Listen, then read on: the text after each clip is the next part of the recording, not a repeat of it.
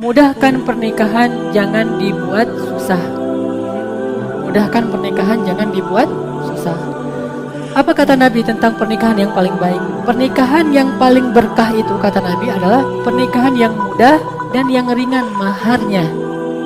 Sebaik-baik perempuan yang paling ringan maharnya. Jadi yang cewek minta mahar itu yang paling ringan. Coba balik ke yang paling atas, yang nomor 1. Jadi ringan, yang paling ringan maharnya nomor. Nah, ada KitKat, itu bisa jadi mahar tuh. Ya, coklat, wafer, ya, atau setangkai bunga, atau senjata mainan, itu juga bisa jadi mahar. Pokoknya apa aja deh. Kalau nggak ada apa-apa, sorbannya juga bukain aja, ketahuan tuh orangnya mana, gitu. Ada di sini.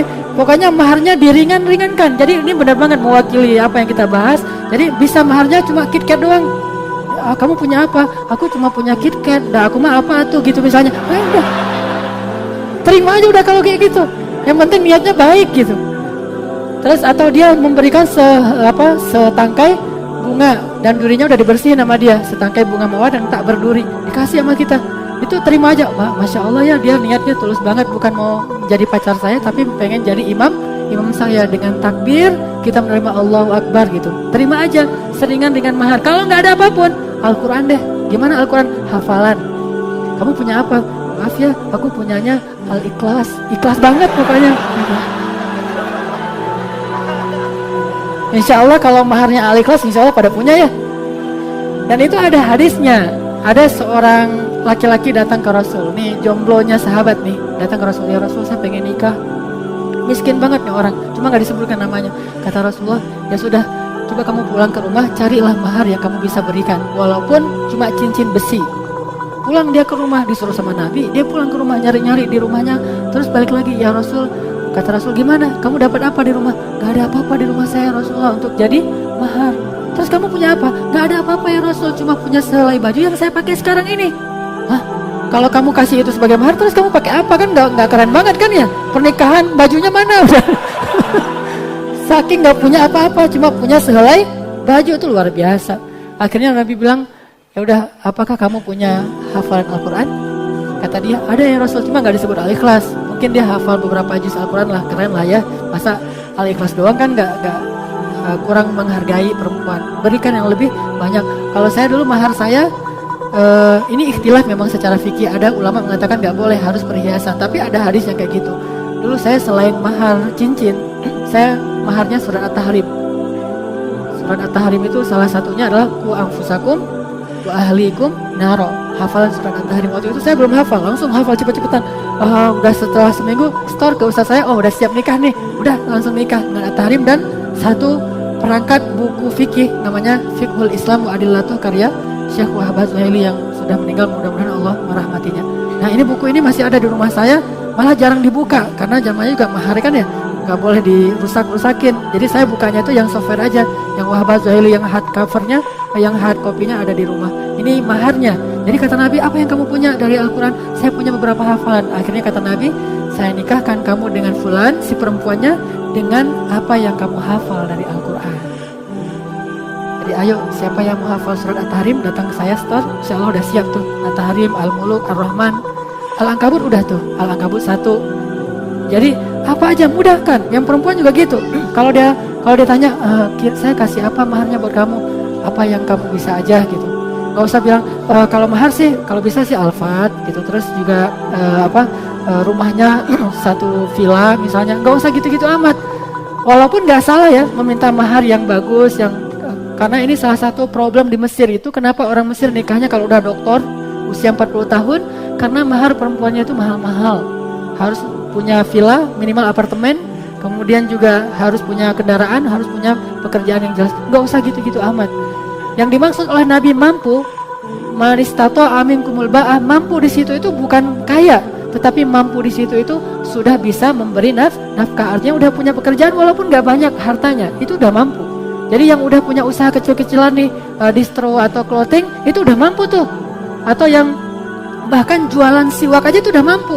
Apalagi jualan madu kan, lebih mampu lagi kan. Jualan madu, mana yang jualan madu? Kiki, nah ini udah mampu banget nih, alhamdulillah bentar lagi, tinggal 2 minggu lagi mau nikah. Artinya itu udah mampu. Jadi insya Allah untuk standar mampunya hadis, kita ini di Al-Latif nih rata-rata udah mampu. Tinggal apakah ada keberanian? Nih saya tantang, apakah kita berani nggak nih? Saya dulu pas menikah justru mahar cincin itu saya pinjam ke calon istri saya. Dia namanya Maria Ulfa. Setelah menikah manggilnya Hanan Hanin. Sebelum menikah Maria, aku ada sih duit cuma masih di teman. Gitu kan gaya-gaya gengsi-gengsi gitu kan ya. Agak-agak ya biar izah gitu kan. Temen aku minjam tapi belum balik-balikin. Janjinya sih mau dibalikin beberapa bulan, ternyata sampai sekarang belum. Nah, jadi bisa nggak ya pinjam dulu gitu. Ya, oh berapa? $500 aja, nggak usah banyak-banyak. Saya pakai modal untuk ke Saudi, terus saya kerja di travel di Saudi. Pulang-pulang saya bawa $3.000. Alhamdulillah bisa langsung bayar hutang. Jadi nggak masalah, dia dinikahi dengan mayar yang hutang pun luar biasa. Ini sebaik-baik perempuan dan berkah insya Allah pernikahannya. Gitu juga dengan kalau ada yang akhwat didatangin cowok, misalnya dia minta pinjam dulu, nggak apa-apa lah. Tapi jangan banyak-banyak, satu orang aja kasus kayak gitu. Kalau semuanya minta pinjam kasihan. Jadi nggak ada modal dengkul ya. Ini terus untuk yang ibu-ibu atau bapak-bapak yang anaknya pengen nikah, jangan dihalang-halangi. Kenapa kata Nabi? Yasir wala tu'asir. Mudahkan, jangan mempersulit. Kadang-kadang kita membuat syarat sendiri. Syaratnya misalnya kalau yang saya tahu nih di beberapa tempat di Jawa itu nggak boleh melangkahi kakak misalnya. Kakak kamu kan belum nikah, lalu nunggu sampai kapan tuh? Apalagi kalau misalnya kakaknya banyak syarat kan kita ke bawah-bawah kan. Oh kakak saya mah syaratnya harus bule, udah gitu kayak gini terus segala macam, susah itu. Nanti malah ke bawah-bawah. Jangan, itu nggak ada syarat dalam hadis harus ikutin kakak dulu, nggak boleh ngedaluin kakak. Terus juga ada syarat misalnya namanya dihitung, nama kamu siapa? Nama kita disebutkan terus dihitung pakai apa itu beton segala macam kan ya. Udah itu dikaitkan dengan yang datang, oh kalian tuh nggak cocok karena secara hitung-hitungan tuh nggak dapat. Akhirnya datang lagi nggak cocok, terus aja kayak gitu. Dan ada akhwat yang sampai usia 37 tahun baru nikah gara-gara siapa yang datang ke rumahnya kata orang tuanya tuh nggak cocok hitung-hitungannya, namanya itu nggak ketemu gitu. Dan ini dibuat-buat, tidak ada dalam hadis Rasul. Makanya mudahkanlah jika ada anak kita yang pengen menikah, itu niat baik loh ya.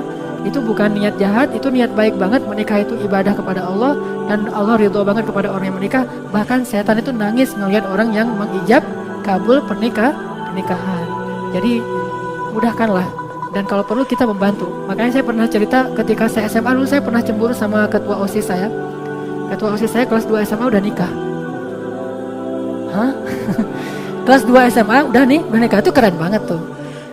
Dia juara kelas, nikah sama juara kelas. Jadi sama-sama juara kelas nih.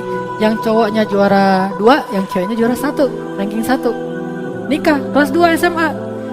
Yang ceweknya orang tuanya ini dokter spesialis, dua-duanya, ayahnya dokter spesialis, ibunya dokter, saking bersemangatnya, ibunya juga dokter spesialis. Yang ikhwan, ayahnya itu dosen di salah satu universitas di Banda Aceh.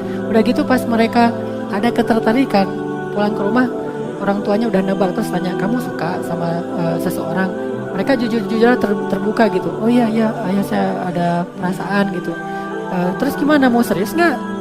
Ya tapi kan masih sekolah juga. Enggak, maksudnya perasaan kamu serius nggak gitu, ditanya sama orang tuanya. Ya serius sih. Ya udah. Akhirnya orang tuanya tanya alamatnya, langsung pergi ke orang tua si cewek. Ngomong nih sesama orang tua, dan karena sama-sama rajin ikut taklim, paham, akhirnya mereka sepakat, ya udah kita nikahin aja anak kita.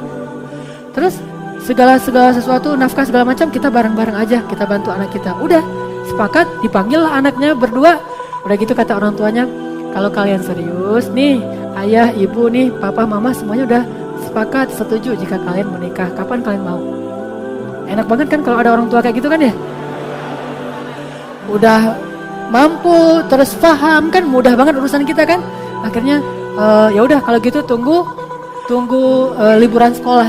Pas liburan sekolah kita lagi di rumah pada nggak jelas gitu kegiatannya. Pas udah lagi di rumah tiba-tiba dapat undangan. Siapa yang nikah? Ternyata teman kita yang sesama satu kelas tuh nikah gitu. Tapi nikahnya tuh karena emang masih di bawah umur, gak terdaftar. Ya orang nyebutnya sirri itu, tapi dalam Islam kan tetap aja sah dan bagus dan didukung oleh orang tuanya. Udah nikah, besok-besoknya mereka kalau pergi ke sekolah itu naik motor berdua, itu kayak orang pacaran banget, dan duduk di kelas tuh pandang-pandangan, kita waduh. Makin tersiksa tuh di kelas tuh. Itu luar biasa. Itu inspiring banget buat saya. Ada teman yang bisa nikah di usia kelas 2 SMA dan gak punya anak kecuali ketika mereka udah kuliah. Emang komitmen gitu. Tapi mereka udah tinggal serumah, tinggal sekamar, kemana-mana bareng. Bahkan luar biasa, romantis banget kehidupannya. Terakhir yang saya tahu, salah satu di antara mereka udah kuliah di Jerman. Tetap aja sukses, jadi nggak ada ngaruhnya. Jangan berpikir bahwa pernikahan itu menghambat kesuksesan kita. Bukankah pernikahan itu ibadah, dan ibadah itu nggak mungkin menghambat kebaikan.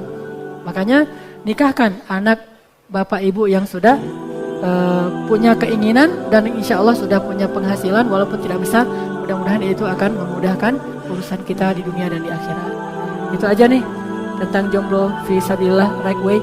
Mudah-mudahan kita jadi seperti Nabi Yusuf dalam masa-masa jomblo dan menjadi seperti Nabi Ismail, Nabi Muhammad dalam masa-masa setelah kita nanti sudah menikah menjadi seorang ayah yang imam, waja'alna lil muttaqina imamah, dan yang perempuannya menjadi seperti Khadijah, seperti Fatimah, seperti Aisyah insyaallah.